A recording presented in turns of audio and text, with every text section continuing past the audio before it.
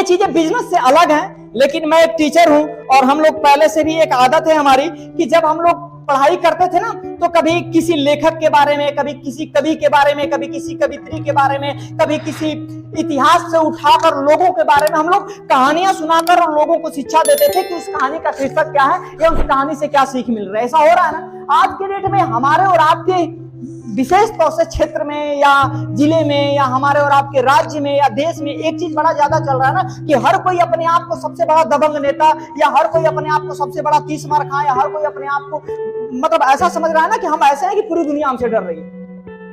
हो रहा है, हमारे सामने कोई नहीं है, लेकिन कुछ चीजें इतिहास हम आपके सामने रखना चाहते हैं ताकि इससे हम सिर्फ एक छोटी सी बात आपको समझाना चाहते हैं ना कि गलती से भी आपकी परवरिश में ऐसी कमी न आ जाए ताकि आने वाला आपका कल का जो भविष्य है या आपके बच्चों का भविष्य है वो खराब हो सके।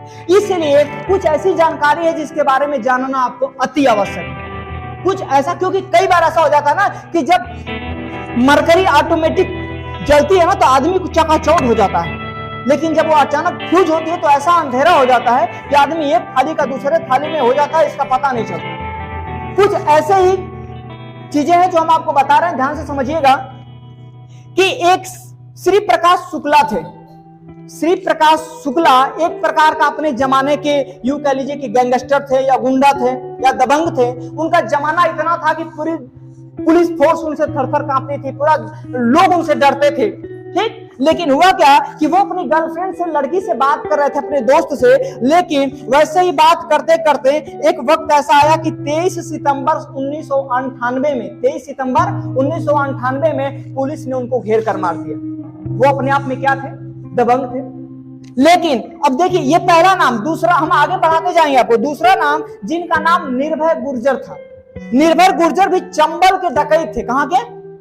सब लोग जानते हैं ना, चंबल के डकैत थे। उनके सिर पे 2.5 लाख रुपए का इनाम था।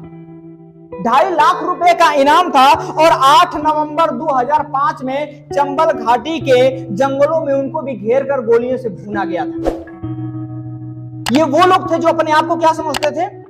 बाहुबली समझते थे। आगे देखिए, ददुआ का नाम आप लोग सुने होंगे। जब हम लोग छोटे छोटे थे ना तो हमको याद आ रहा है, गांव में एक आध दो लोगों को ददुआ कहते थे, तो हमको नहीं समझ में आता था कि वो ददुआ का मतलब क्या है। लेकिन जब हम उस पर अध्ययन किए तब हमको समझ में आया कि ददुआ एक प्रकार का एक गुंडा था या यूं कह लीजिए कि डकैत था या अपने जमाने में जो भी कह लीजिए कि किलर था, जिसके सर पे 10 लाख रुपए का इनाम था। और 10 लाख रुपए का इनाम होने के बावजूद पुलिस ने उसको घेर कर जंगल में मारा था। कहां पे?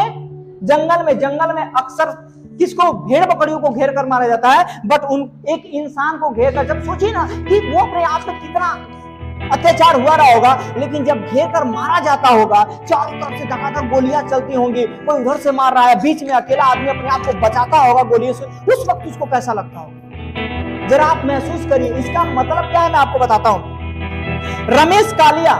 रमेश कालिया लखनऊ का गैंगस्टर था और वो 12 फरवरी 2005 में वो मारा गया। और वो जब मारा गया तो 20 मिनट लगातार गोलियां उसके ऊपर चली थी। वो अपनी मौत से और जिंदगी से लड़ रहा था। वो गोलियों और जिंदगी के बीच 20 मिनट तक लगातार गोलीबारी हुई है, तब जाके वो मरा था। आगे देखिए, बड़ा जीता जागता अभी सबके सामने विकास दुबे का नाम आप लोग सुने होंगे। विकास दुबे कानपुर वाले, उनके ऊपर 5 लाख रुपए का इनाम था।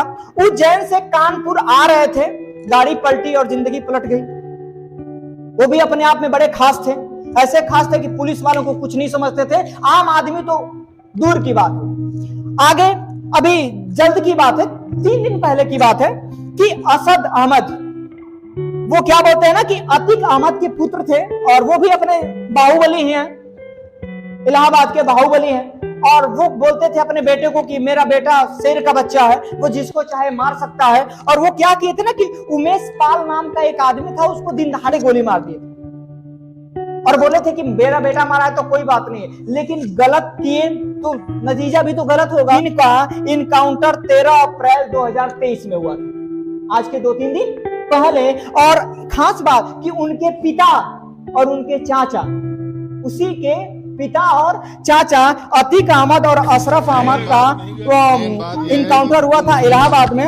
और वो 15 अप्रैल 2023 को, 15 अप्रैल 2023 को, जिनके ऊपर 57 केस थे। सुनने में आता है कि इन लोगों की दबंगई ऐसी थी अतीक अहमद और उनके परिवार के कि अगर किसी का 10, 20, 25, 50 बीघा खेत है तो बोल देते हैं कि अगर तुम्हें परिवार प्यारा है, अपना घर परिवार बहन बेटी प्यारे है, तो जमीन भूल जाओ, दोबारा उधर देखना मत। हम ये कह रहे हैं कि वो भी कहा जाता है, ऐसा बताया जा रहा है कि जो अतीक अहमद आज पूरे हिंदुस्तान में उसका नाम है, वो एक टांगे वाले का पुत्र थे। किसका? टांगे वाले का है पूरे हिंदुस्तान में। मतलब एक बात हम आपको ये बताना चाहते हैं इन सारी चीजों से कि आप ये जो मौत आप देख रहे हैं ना, ये एक दर्दनाक मौत है। और आपको इस दर्दनाक मौत से एक चीज सीखना होगा कि गलत काम का नतीजा गलत ही होता है, आज या कल। हम आपको एक टीचर होने के नाते इतना ही सिखाएंगे, समझाएंगे कि अगर आपका लड़का, सीरियस इस बात को समझिए, अगर आपका लड़का कहीं गलती कर रहा है तो आप उसको गलती से रोकें। अगर छोटी मोटी गलती कर रहा है, छोटी मोटी गलती से आपको खुशी मिल रही है, तो यकीन मानिए कि ये जितने अपराधी थे ये शुरुआत में छोटी मोटी ही गलती किए और इनके गार्जियन शायद इन पर बढ़िया से फोकस या बढ़िया अपने पिता होने का फर्ज नहीं निभा पाए और आज ऐसी मौत मिल रही है जो कोई सोच नहीं सकता। आपके घर गांव में ऐसे बहुत ऐसे लोग होते हैं जो नया नया निकलते हैं, थोड़ा सा खून गर्म होता है तो खोलने लगता है, तो बोलते हैं कि हमारे जैसा कोई नहीं है। यकीन मानिए अगर आप गलत कर रहे हैं तो आज नहीं तो 2, 4, 5, 10, 20, 25, 30 साल बाद आपको ऐसी मौत मिलेगी कि जहां पर आपको बचाने वाला कोई नहीं होगा। तो ये सारी चीजें हम जो बिगड़ गया उसे तो नहीं सुधार सकते ना। जो बच्चे हैं हमारे और आपके परिवार के, जो आने वाले हमारे और आपके परिवार के भविष्य हैं, हमें ये सिखाना है कि कल के डेट में कहीं ऐसा ना हो कि हमारा बेटा किसी गलत रास्ते पर चल सके। अन्यथा अगर आपका बेटा जब गलत कर रहा हो और अगर आपकी खुशी हो रही है ना, गलती से हो जाए खुशी कि हमारा लड़का तो उनको मार दिया, तो आप सोच कर देखिए कि अगर 2 साल, 10 साल, 15 साल, 20 साल बाद अगर ऐसी मौत अगर आपके बच्चे को मिले तो कैसा होगा। तो आपको बुरा लगेगा। अगर आप चाहते हैं कि ऐसा ना हो तो आप अपने बच्चों को ईमानदारी, मेहनत और संघर्ष करना सिखाइए, संस्कार सिखाइए। क्योंकि आप बोलते हैं ना, अक्सर ये बात लोग बोलते हैं ना कि हम क्या बोलते हैं, हम अपने माँ बाप के औलाद हैं। तो आप देखिए ना कि आपके माँ बाप के संस्कार कैसे हैं। आप भगवान को मानते हैं, किसी भगवान को बताइए जो भगवान अत्याचार करते थे। भगवान तो वही होता है ना, दूसरे का उपकार करते थे। तो आप अपने परिवार को बताइए, अपने बच्चों को बताइए कि आप उपकार नहीं कर सकते तो अच्छी बात है, कम से कम अत्याचार किसी पर मत करो। और जब आपका नियत अच्छा रहेगा तो आपके बच्चों में संस्कार अच्छा जाएगा, और जब आपके बच्चों में संस्कार अच्छा रहेगा तो आपकी आने वाली पीढ़ियां तरक्की करेंगी, आपको खून के आंसू रोना नहीं पड़ेगा। ये चीजें मैं आपको इसलिए बता रहा हूं कि आज जिस बिजनेस प्लेटफॉर्म के बारे में मैं बता रहा हूं, यही मैं अपनी टीम को बता रहा था कि आप धीरे धीरे ही कमाइए, आप धीरे धीरे कमाइए। एक ही बार करोड़ों की संपत्ति मत कमाइए, धीरे धीरे ही कमाइए, लेकिन इज्जत और सम्मान के साथ कमाइए। आप रात में सोइए ना तो ये सुकून रहे कि हम सो रहे हैं तो सोकर सुबह जगेंगे। ये नहीं कि करोड़ों की संपत्ति हासिल कर रहे हैं और रात को सोए हैं तो डर लग रहा है कि कहीं पुलिस ना आ जाए, डर लग रहा है कि कोई मार ना दे। क्या ये जिंदगी है कोई? बताया जा रहा है कि अतीक अहमद की कई 100 करोड़ की संपत्ति है। बेटा मारा गया आंखों के सामने, पिता भी मारा गया। अब वो सारी संपत्ति सपोज कीजिए किसका, सरकार का हो जाएगा। न जिंदगी पूरा मिला, न पैसे का सुख पूरा मिला।